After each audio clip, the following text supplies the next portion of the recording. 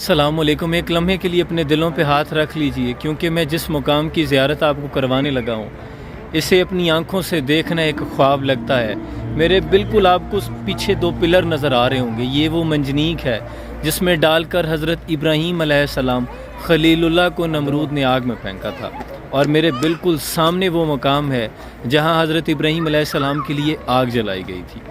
اس منظر کو دیکھنا میری زندگی کی بہت بڑی خواہش بھی تھی، اور میں سمجھ رہا ہوں کہ اس وقت بھی یہ خواب ہے۔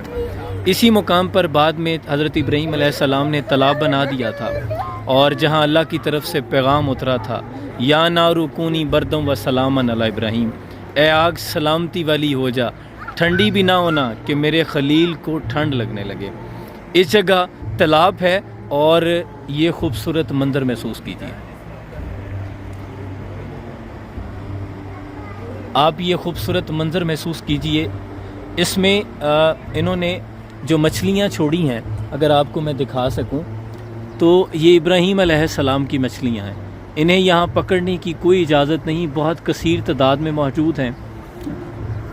اللہ اکبر۔ اس کے سامنے جو آپ در و دیوار دیکھ رہے ہیں، اللہ اکبر، اس جگہ کے در و دیوار اور یہ پانی، یہ درخت، یہ مینار، ہر چیز اپنے اندر ایک تاریخ کا احاطہ کیے اور ہیبت کے ساتھ موجود ہے۔ انتہائی خوبصورت احساس ہے، بڑی روحانیت والی جگہ ہے۔ مجھے الفاظ نہیں مل رہے، اور میں یہ ویڈیو 2-3 بار کوشش کر کے پھر بعد میں بنا رہا ہوں۔ جب کبھی آپ ترکی آئیں اس جگہ کا وزٹ ضرور کیجیے گا۔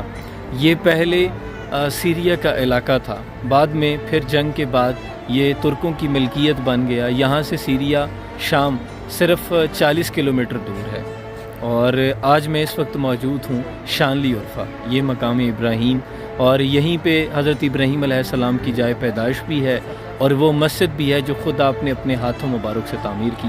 میں انشاءاللہ آپ کو ساری جگہوں کی زیارت کرواؤں گا، میرے ساتھ رہیے گا۔ سلام علیکم۔